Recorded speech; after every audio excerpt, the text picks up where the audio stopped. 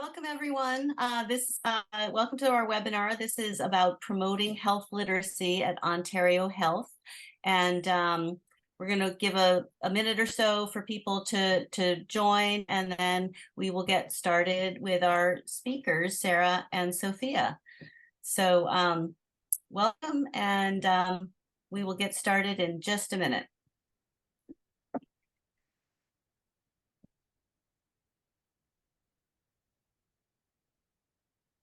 Right, I think we can get started. Hi, everybody. I'm Julie McKinney. I'm going to be moderating the webinar today.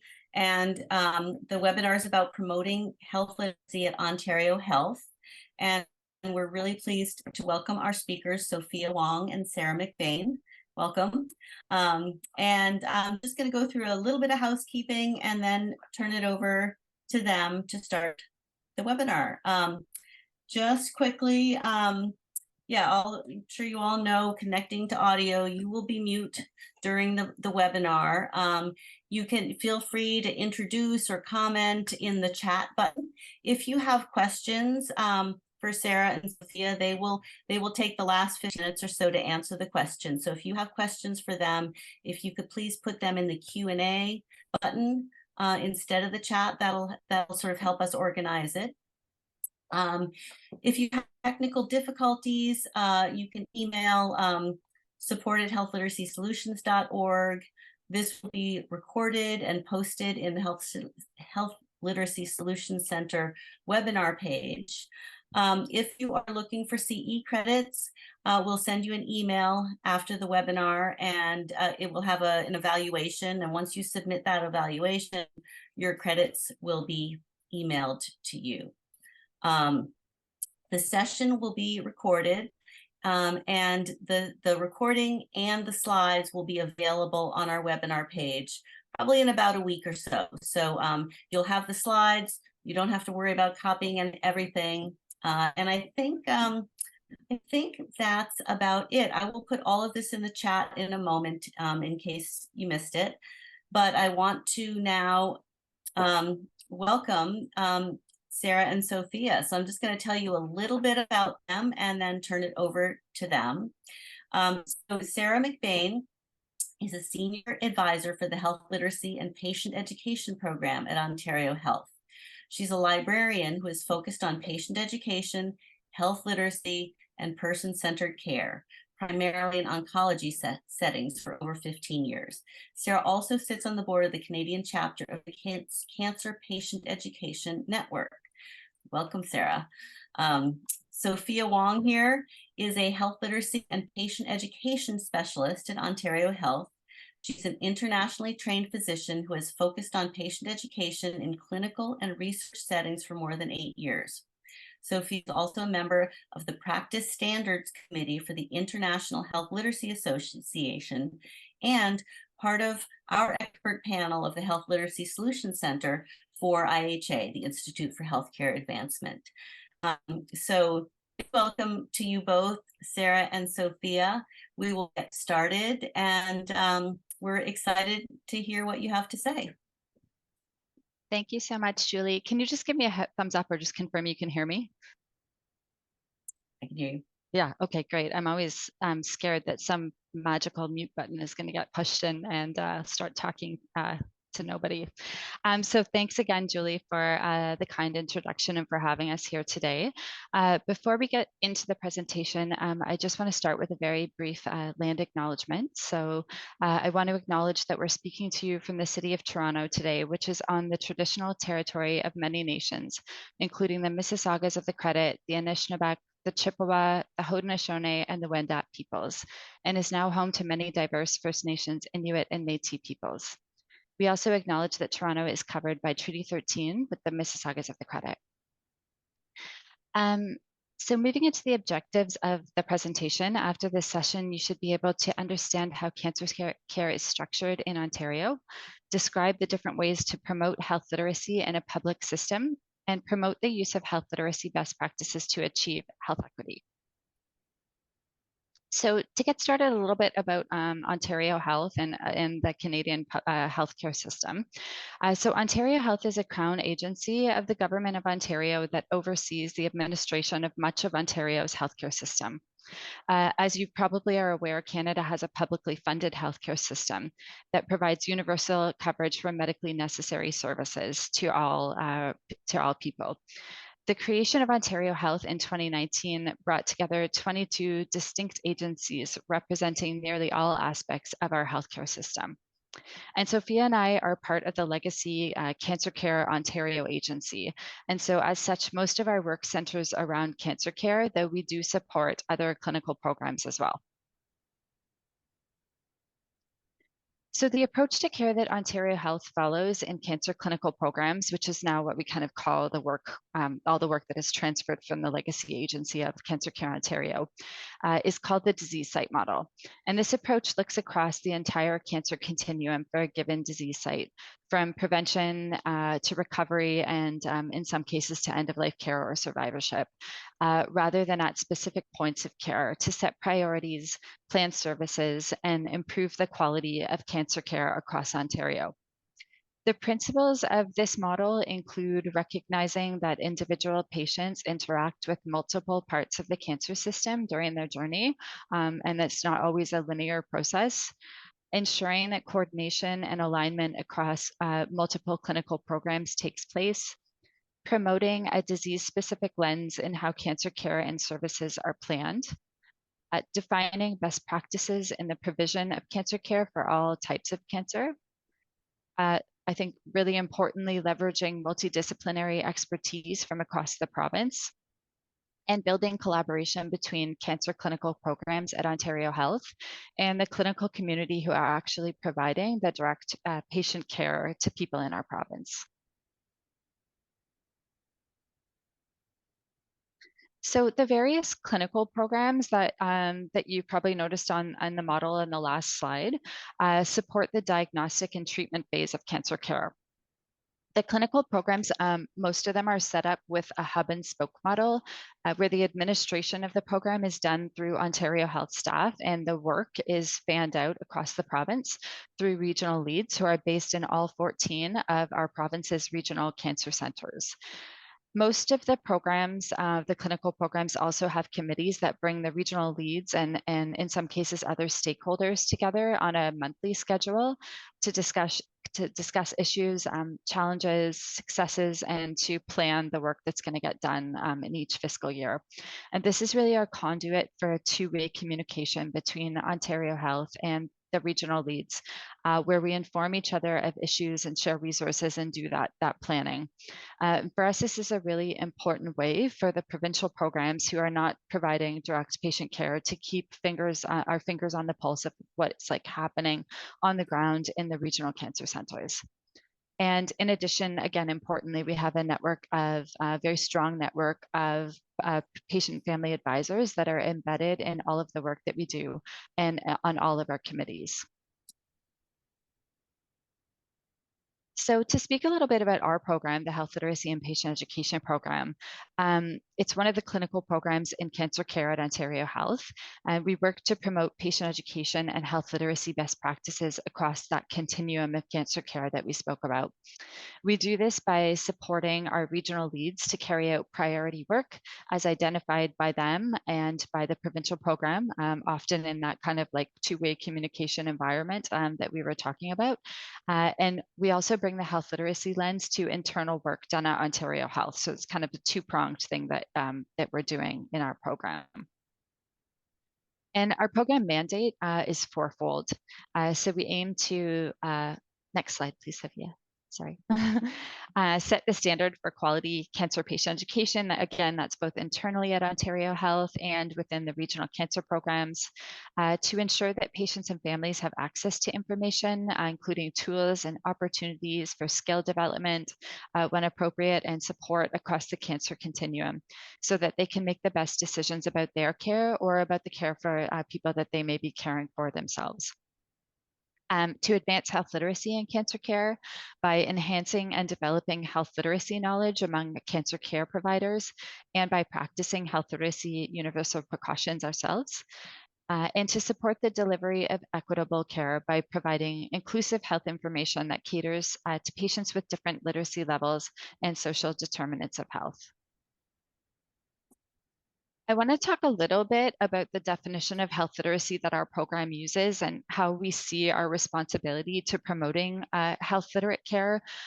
We're probably all aware now, especially on a call like this, that when health literacy was more of an emerging concept, people viewed it more as a personal responsibility that was demonstrated by how well a person carries out the individual skills needed to find, understand, evaluate, communicate, and use information and services to make those health related decisions and take action for themselves and people that they're caring for. And as we all know, over time, the way that researchers, educators, and organizations themselves have looked at health literacy has really kind of shifted from that personal responsibility of patients to the organizational responsibility and to the healthcare providers who work in the various healthcare organizations to provide all aspects of care in a way that patients can understand. So as such, organizational health literacy, we understand to be the degree to which organizations equitably enable or respond to individuals' health literacy levels. And this is really where we kind of center our work at Ontario Health. So being at the administration and oversight level of the healthcare system, we show a commitment to health literacy by promoting easy, shame-free, and equitable access to care and information about care, and by embedding health literacy into all aspects of our work, which is really what we're here to talk to you about today. So many of you may be familiar with the Agency for Healthcare Research and Quality and their 10 attributes of a health literate healthcare organization, which describes the specific ways that healthcare organizations can make it easier for people to access and navigate care. So we've listed all 10 attributes on this slide, and I want to spend a little bit of time talking about this important work and how it's informed our thinking in our program and how we've advocated for health literacy best practices on Ontario Health. So there is a process to do a full evaluation of your healthcare organization using the framework of the 10 attributes. We've not, at this point anyways, gone down that road at Ontario Health, but we have used the attributes as like a guiding principle of how we shape our work in health literacy and the patient education program, in addition to our own strategic goals and objectives. And while our work crosses most of the attributes, today we're going to focus on 4 key areas of success that align most closely with the first 3 attributes that you see there indicated on the slide. So just to kind of familiarize ourselves a little bit with what they are, attribute 1 is leadership that makes health literacy an organizational value and priority. Attribute 2 is integrating health literacy into all activities of the organization, including planning, evaluation, safety, and quality improvement initiatives.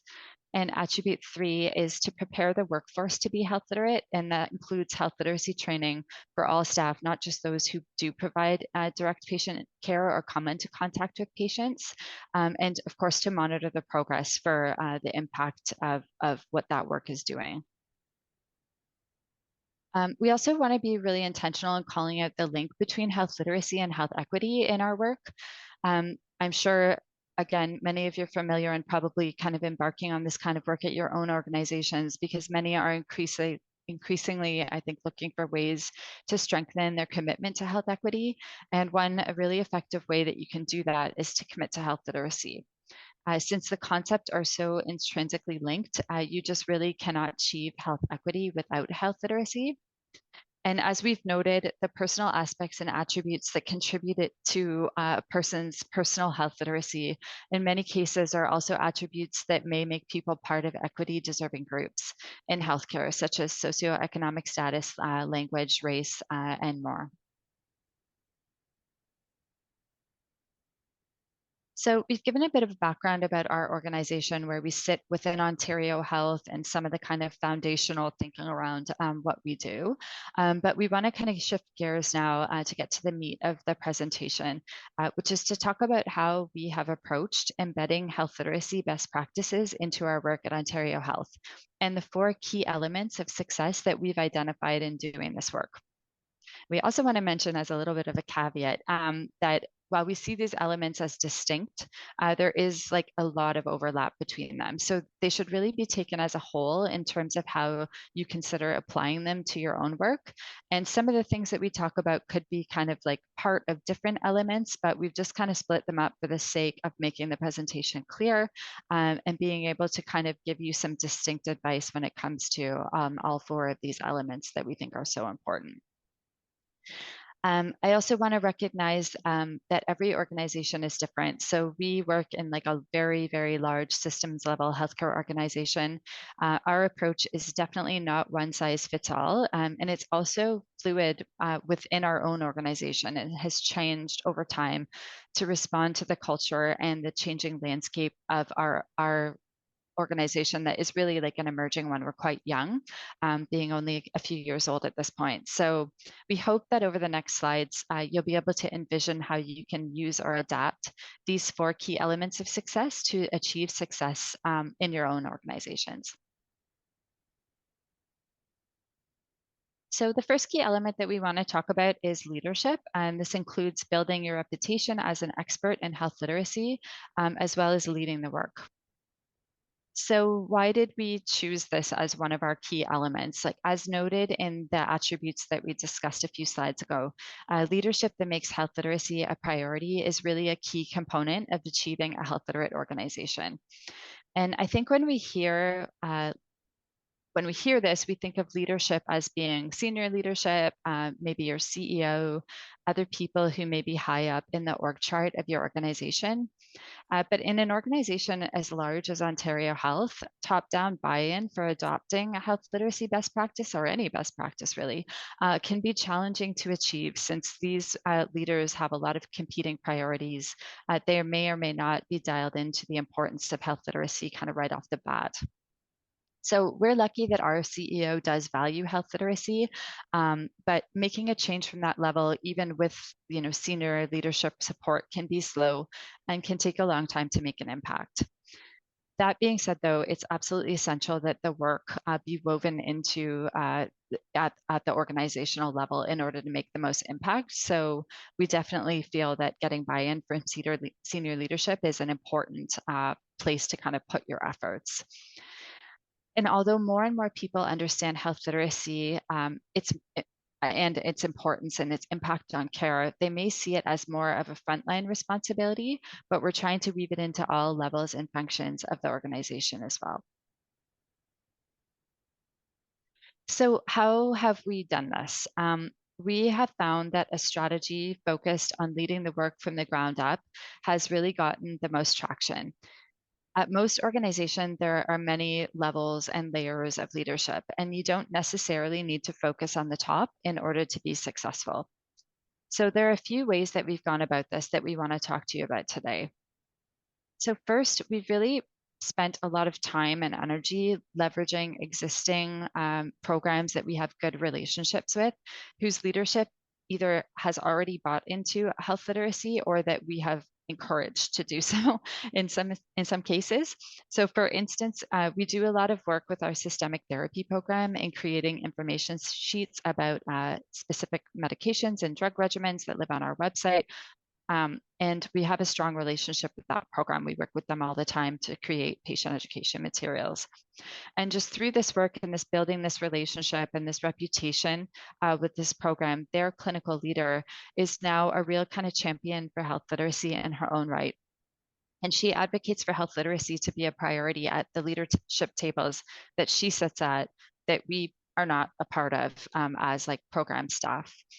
And when we have leaders at all different levels advocating for health literacy in our work, that's when we really start to kind of get that critical mass and develop that stronger voice.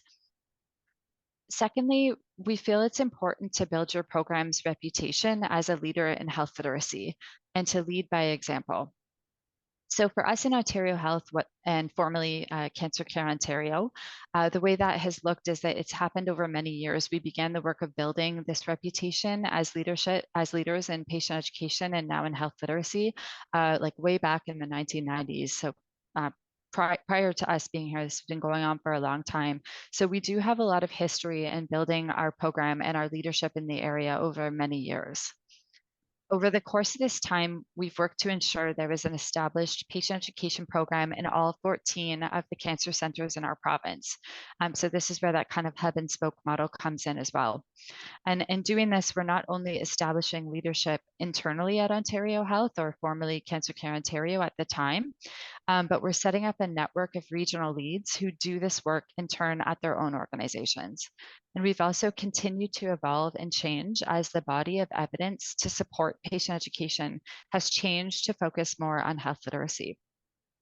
So recently, we were supported by our leadership to change our program name from the Patient Education Program to the Health Literacy and Patient Education Program, which we felt was a really necessary step to not only reflect the scope of the work that we're actually doing and that our regional leads are doing out in the cancer centers, but it also sends a signal internally that that we are playing a leadership role in the field of health literacy.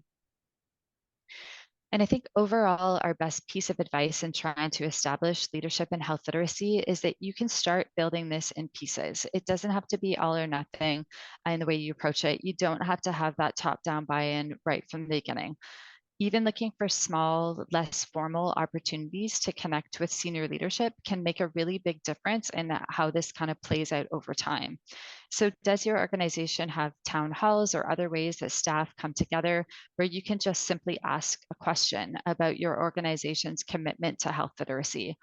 Can you get yourself on agendas of leadership meetings to present your ideas about how your organization can be more health literate? You can even refer back to those 10 attributes and really kind of like let that document do a lot of the work for you and find the kind of needles that you can thread in that work to show how you could maybe make some small improvements at your own organization.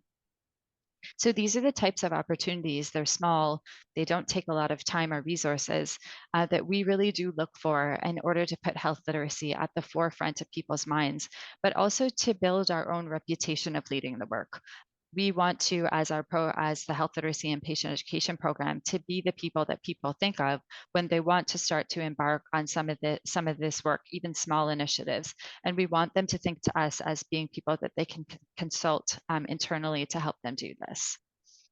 So I'm going to hand it over to Sophia to talk about the next 3 elements of success. Thank you, Sarah. And so the next element we want to share with you is strategy.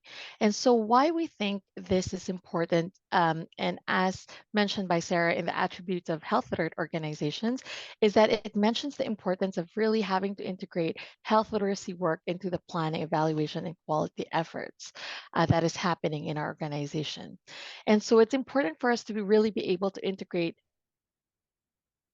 health literacy in our organizational strategic objective to show our organization's commitment to the work that we're doing. And like what Sarah mentioned, it sends a signal to staff and all our other partners that resources and considerations for health literacy will be given when we conduct our projects or when we build our business cases.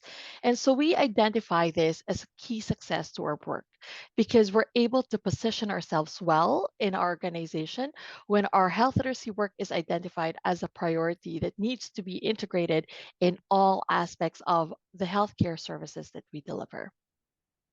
So just to show you how it's specifically called out here under person-centered care to improve health literacy competencies among healthcare providers or healthcare professionals, patients, care partners to improve communication, self-management, and quality of life. And there's a lot of other pieces here in equitable, efficient, timely delivery of care that we can also integrate health literacy with, but having it specifically called out in our Ontario Cancer Care Plan, we think is a big win. And with that, we're able to then create our own strategic framework that really flows nicely from an organizational level to then our own program and specifically identify our goals on how we could address this Ontario Cancer Plan commitment. And so what we've identified is really being able to set the standard for quality cancer patient education by engaging with our partners to advance health literacy in cancer care, and also by promoting self-management and self-management support as a cancer system responsibility. And so how we were able to do this is that building on what Sarah points earlier about leadership, we were able to leverage that buy-in from our leaders to get us a seat on the table in shaping these strategic objectives. So we were able to participate in those discussions and really lobby the importance of prioritizing patient education and health literacy into the planning and evaluation of our services. So, with the support of our regional cancer care leads as well, who we have very close working relationship with, we're able to promote that this strategy also be advocated to their own regional centers' strategic objectives and plans so that we really have more of a wide provincial spread in advocating for this work. And we continue to look for all these opportunities and touch points to be able to advocate a clear call out for health literacy in the different tables that exist within our organization. And with a strong push for health equity practices, as you may have seen in our plan, we were also able to build that connection to collaborate with the different groups to show the close symbiotic relationship between health literacy and health equity to really buy in our case to push forward as to why this should be a priority. And so currently, we are also developing a framework to really show this relationship and importance of integrating these two principles together. And our next key point that we want to share with you is about capacity building. And I think that this is really the biggest bulk of the work that we do at Ontario Health and working with our partners. And in the attributes for our health literate organization, this is specifically called out about the importance of preparing the workforce to be health literate and ensuring that we provide information that is accessible and using the design that people can understand or can access and navigate through and giving it in ways that they can understand and act on.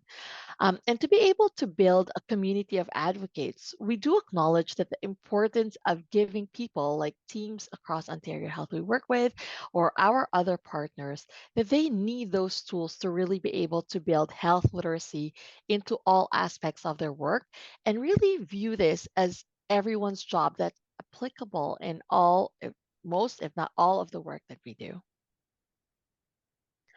And so, how are we able to do this? One of the biggest things that we get for requests is to provide plain language consultations. And I find that when we get these kind of requests, it's important for us to have a meeting with that team, especially if it's a new working relationship or a new team member, so that we could really fully understand the scope and the objective of the project or the resource that they're building. And together we can work on creating this resource that is health literate before we and so really understanding the scope of their work before we're able to provide our input and feedback into their material. So in doing it this way, we are every time we're approached for a consultation, we are building capacity with that team that we're working with. When they see the impact of the work that we do, then they become champions within our organization too in promoting this work and really advocating the difference of having health literate resources being developed. And at the same time, while we're working with them on this, we're also developing their capacity in how to develop health literate materials and to also be able to identify materials that are not health literate that might not be very helpful for the patients who and care partners who would be needing these resources. And so usually also when we have these consultation with our teams as we work together, we get the kind of feedback that, we could really use more training on this. We could really try and understand more the principles that we need to adapt this in our work. And so with that, we have facilitated a few sessions within Ontario Health. And the first or one of the sessions we've conducted is actually with our group that develops patient experience survey. So really helping them understand how to integrate universal precautions for health literacy in developing the questions and shaping the questions of what we're really asking our patients when we conduct surveys. So, not just changing the words to make it plain language, but also asking about that access. Do you have access to the information? Were you able to understand, or were you given information that you really needed for your self management? And be able to incorporate this in our patient surveys to really gather the correct data that we need to inform our healthcare service delivery. The other sessions we've done is actually with our patient family advisors. And we think that this is a very important relationship because patient family advisors could really use these skills, not just in advocating for their own health interactions, but because they are key partners for us with their widespread participation in the different working groups in the different committees across Ontario Health. When we have their buy-in, then they are able to be our advocates in those tables to always consider health literacy principles in our care delivery and services. And just to give you somewhat of a personal story, in one of these health literacy trainings that we've had, we had a patient advocate who is very active and is actually well recognized and respected in the healthcare space as a patient advisor. And she's always invited in different forums. And so during our training, being a health equity advocate, she really saw also the close tie-in between health literacy and health equity. And the week following, she was a speaker in my spouse's health forum, and my spouse was saying, you know, I have this patient advisor that you should connect with because she is strongly advocating for health literacy, and I know that's something you're doing in your work.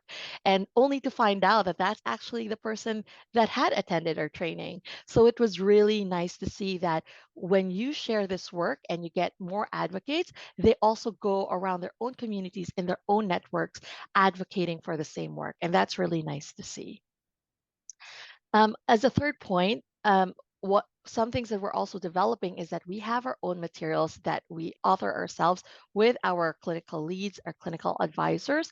And these materials are really to help patients and their caregivers manage their cancer symptoms. And so what we try and do when we develop this is really follow our own best practice that we share with the community so that we can set this as a standard for what patient facing resources should look like across our organization and across our province. And also, we can, between me and Sarah and our team, we only have very limited capacity to keep doing all these consultations and trainings.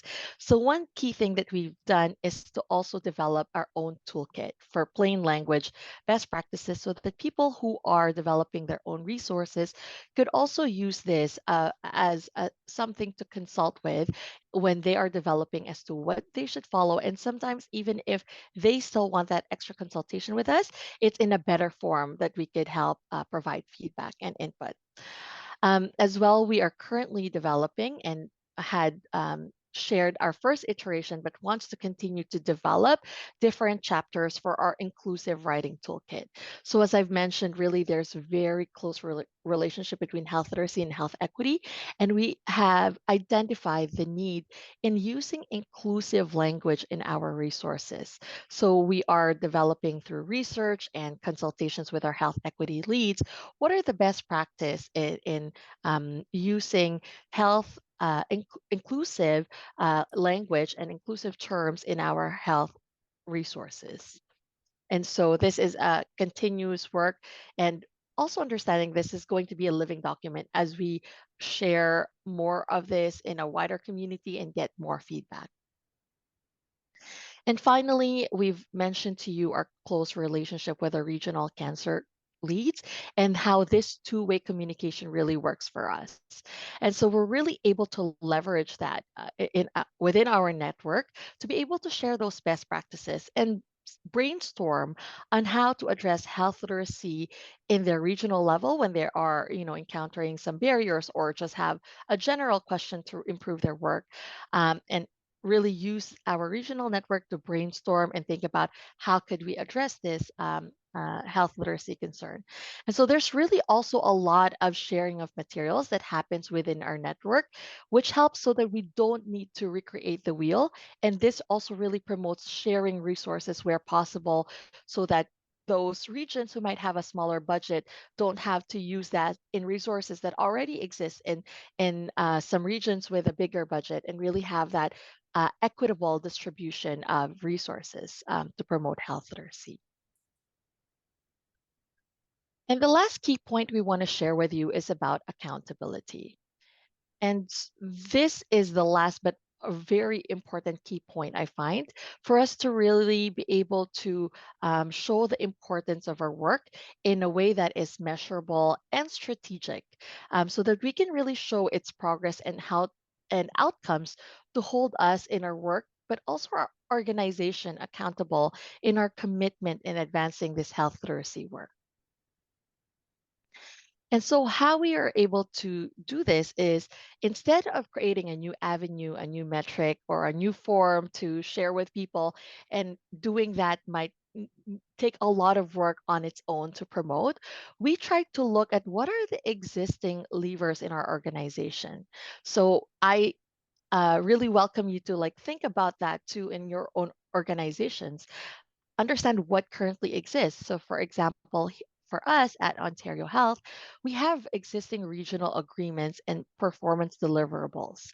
And so, because health literacy is incorporated in our strategic objective, and we have that leadership buy-in, we are able to advocate for this to be asked in our or to be measured in our performance metrics.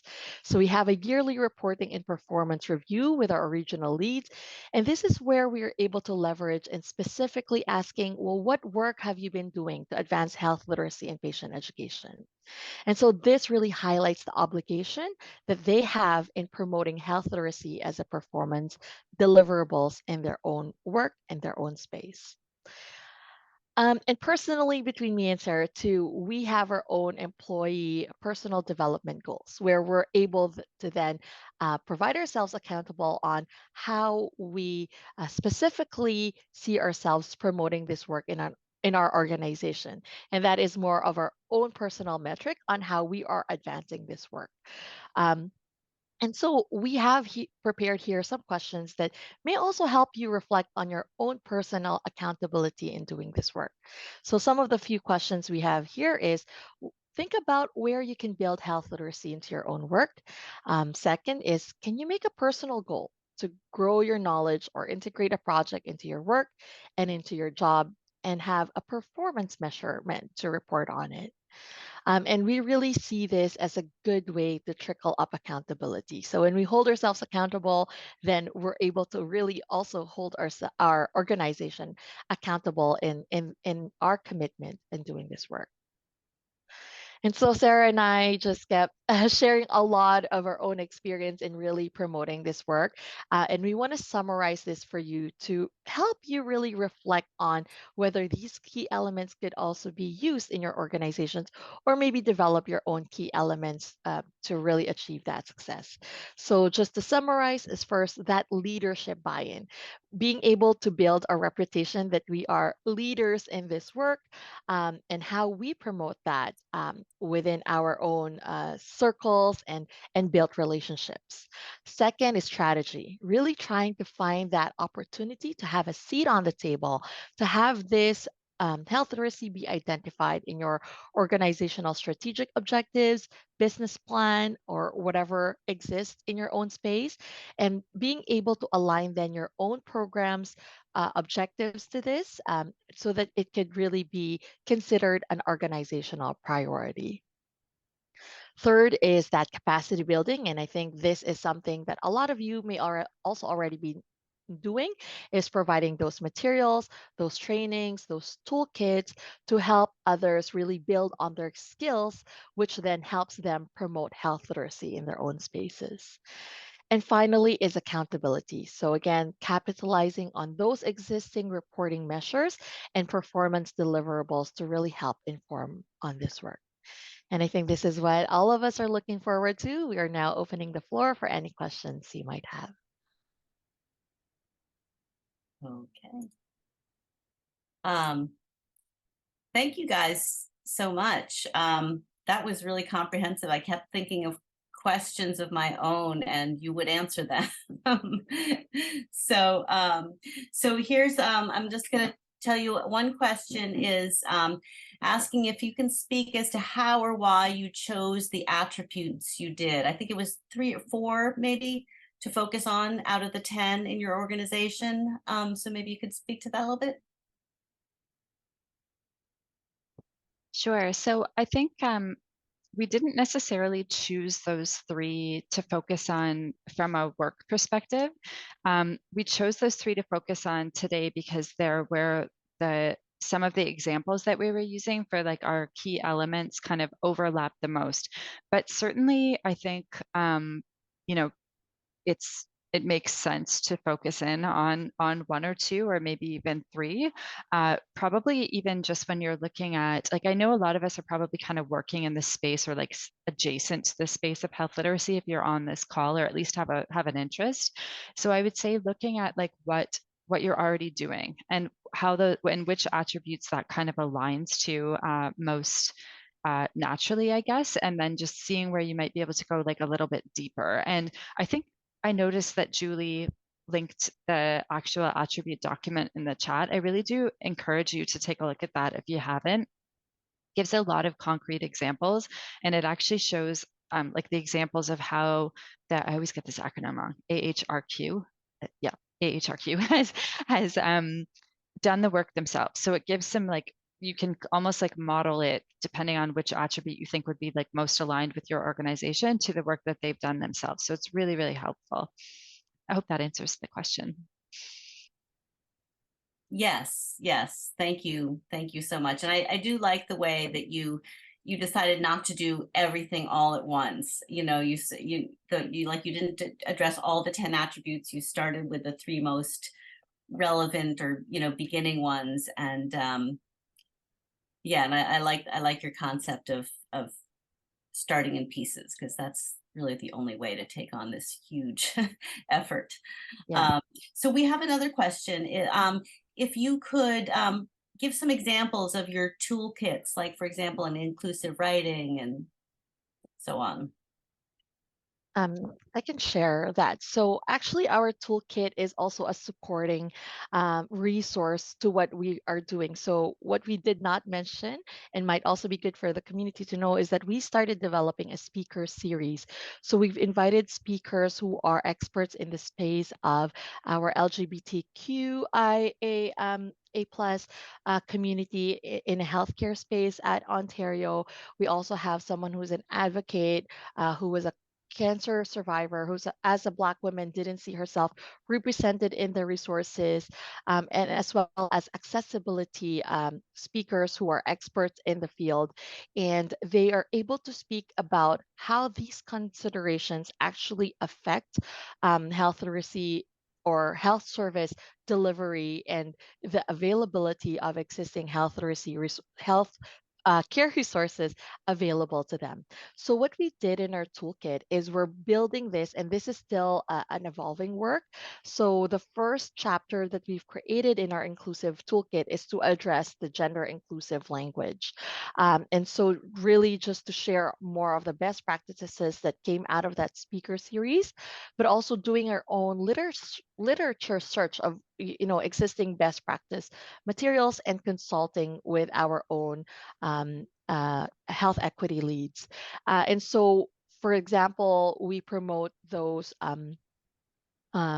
practices where we use the first person where applicable, where instead of saying cancer patients, we say patients with cancer, and also thinking about the use of pronouns in our interactions with patients and their caregivers, as well as thinking about how to advocate for inclusive language while promoting cancer screening.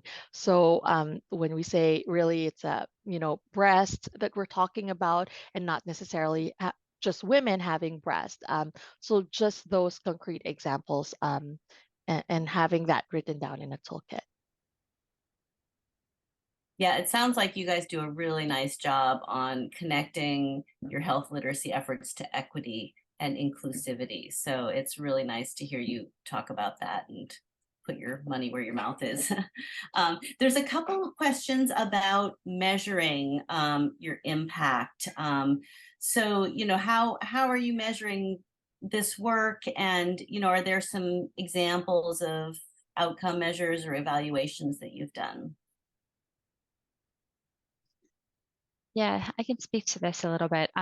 I think this is actually somewhere where we need to put more resources and thought into it. We don't actually do a lot of evaluating outcome measures in our own program. I would say that we are connected through our consultations to outcome measures and different different kind of like areas of measurement through our work in collaboration with other programs.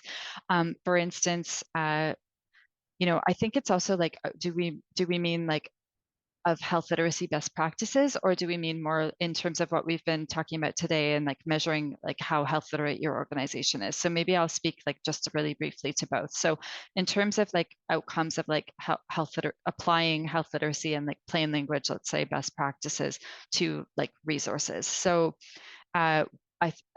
earlier in the presentation, I was speaking to our collaboration that we do with our systemic treatment program. Specifically, this is with our drug formulary colleagues who create drug information and regimen information sheets for the specific drugs, usually for chemotherapy and other drugs.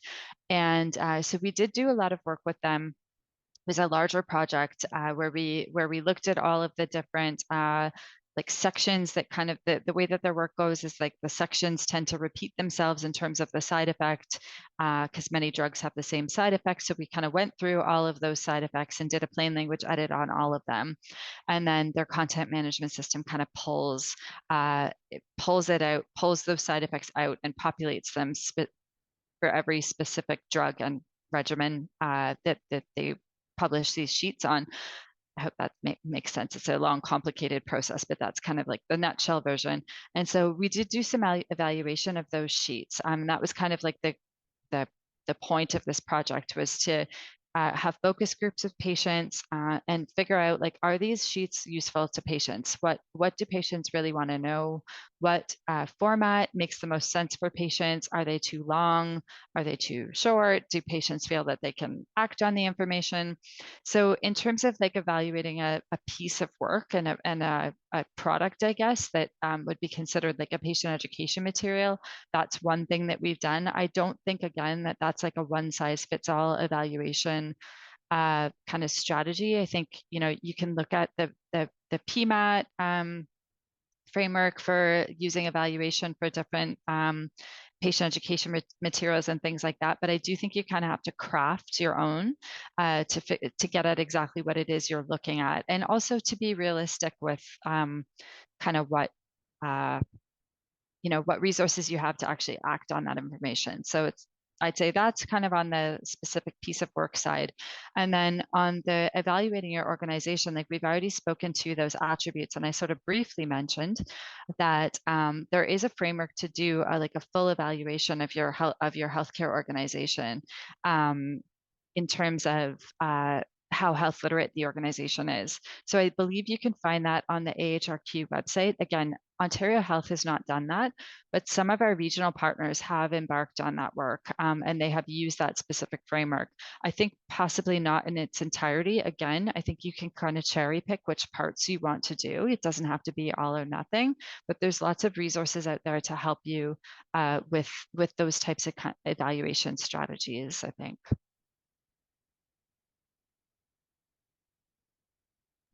All right, thank you.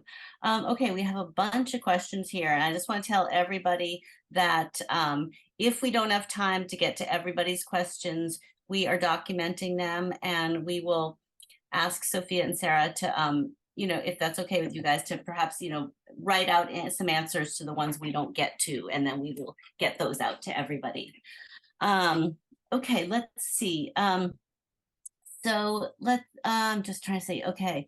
Is the Cancer Care Program in Ontario planning to invest in translating patient education resources in multiple languages? They know that it's a challenge for local hospital networks. So yeah, we do have a translation strategy that's kind of once again emerging, but we have been in this space for quite some time. So our Sophia spoke to our symptom management guides. Those are translated into multiple languages between 6 and 8, depending on if they were kind of undergoing a review process. So previously we had budget to do 6, which was secured through a wonderful donation from the Princess Margaret Cancer Center Foundation. And as we update and review them, we will be translating them into 8 languages, in addition to some Indigenous languages as well. And that's all done through our Indigenous cancer, the ICCU, the part of our system that kind of plans and administers care for Indigenous persons. And so, yeah, that is part of it. I will say, we could sit here and talk about translation all day. Probably for many days. It's identified as a priority. It's something that we would really like to have a more formal strategy for, and most importantly, of course, like a very dedicated budget to, and possibly a centralized way of prioritizing what gets translated and what doesn't. At Ontario Health, we don't currently have that.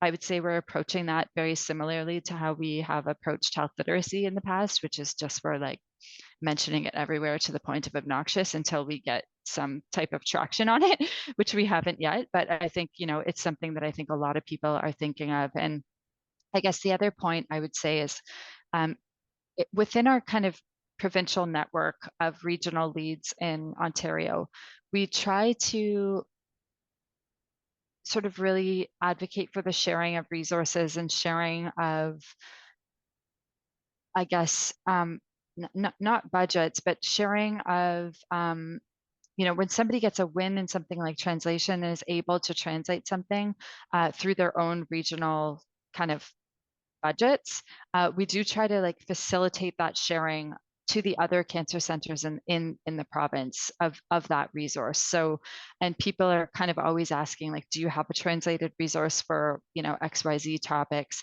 that you would be willing to share? And so we definitely advocate for that when it comes to translating resources, because there isn't a budget, an unlimited budget everywhere. And so I think that's kind of a good informal way to start to kind of get access to more materials, even though they might not be like branded from your own hospital, but still contain that kind of important evidence-based, vetted health information that might have just been created somewhere else. Okay, great, thank you. So there's a couple questions about how you guys prepared your own health literacy skills and how others might do it. So, so one question is, what kind of health literacy training have you received? And another is asking if you can recommend a program for continuing education in health literacy. Do you want me to speak to that first, Sarah, Sure. and maybe build Yeah. on it? I think Sure. we can both share our own experience. I think Sarah and I have been in the space for quite some time now. So I think we've been involved in a lot of trainings. And honestly, I was thinking about it. I can't think of each and every one on top of my mind, but I think just being connected to organizations like IHA, who have very rich resources about current best practice for health literacy, is very important. Sarah mentioned earlier AHRQ, who have those, and there are also community networks here at IHA, if you're not part of that already, where these questions are also asked and where people also promote their own health literacy training classes that they have, that I know some of them I've participated in through the years. But also, yes, so like what I mentioned, I'm also part of the International Health Literacy Association, and within that group, so having that opportunity to speak with other people who are working in the area to also share those resources and best practice principles, I think that really just helps us to keep ourselves updated and make sure that what we're advocating there is currently what's the best practice in this space. Yeah, and I would add to that, I think, with budgets being what they are, and a time to, you know, from both a money and a time perspective, like it feels like there's less and less opportunities for people to do courses, like formal courses that are supported by different organizations, at least in Canada. I think that's been kind of the trend as of late.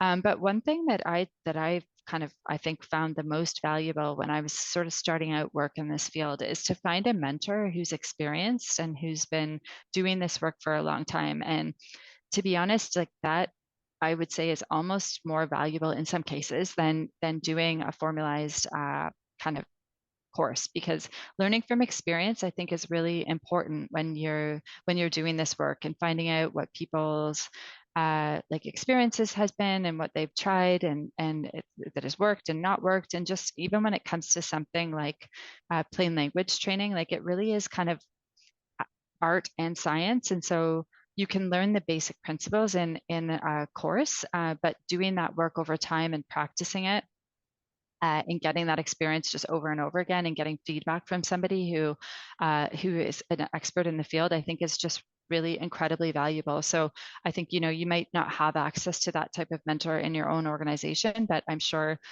you know, even through like the Health Literacy Solution Center potentially, and being on listservs and things like that, like reaching out to people that you just, you know, find that you agree with their point of view or something, could be beneficial. And actually, the person that I first started doing this work with is on this call today, Janet, and she has developed a really Janet Papadakos. She works at the Princess Margaret Cancer Center. She's an expert in this field, and she has developed a course with the Michener Institute. So in terms of something that you could actually kind of do as a course and go do some like concrete learning, I believe they are still running it. Maybe Janet can pop the link to that course in the chat if she's still here and is able to. But that is like a plain language course that really gives you kind of that hands-on skills, and also like very concrete feedback on learning the best practices in plain language, and then learning how to apply it, and then getting that feedback about, you know, where you could make improvements and stuff. So I think those two things are probably what I would recommend the most. I echo what Sarah said, and also I think Julie had popped in the chat there that IHA also currently has a certificate program that was really helpful. So I know I volunteered to beta test some of those courses. So it's really good to kind of set the foundation for your understanding of health literacy, and definitely like having a good mentor to help you in this space. Yeah. And I'll add that Marissa also mentioned the Health Literacy Certificate Program, and suggests that to see if your organization will reimburse you for things like this. Also in the chat, there's a couple people suggested a course at Simon Fraser University that they had really good experience with. And I also mentioned the Health Literacy Discussion Lift, where you can, you know, it's part of the Health Literacy Solution Center. You can get, you can ask questions of people, specific questions. You can share what you're doing, so that a lot of people learn through that as well. So it's the top of the hour. We have to stop. I have recorded everybody's questions, copied them, and we will try to get answers sent to everybody if Sophia and Sarah can graciously write down a little bit about them. So yeah, thank you. That, you know, to the audience, thank you for being here. You asked great questions, and Sarah and Sophia, that was an excellent presentation, and it's so relevant, you know, on a large scale and a small scale for everybody doing this work in healthcare. So we want to thank everybody so much, and we will see you all at the next webinar, and we'll get some information to you and CE credits as long as you do the evaluation. So thanks so much, everybody, and to our speakers. Thank you. Thank you for having us. Mm-hmm.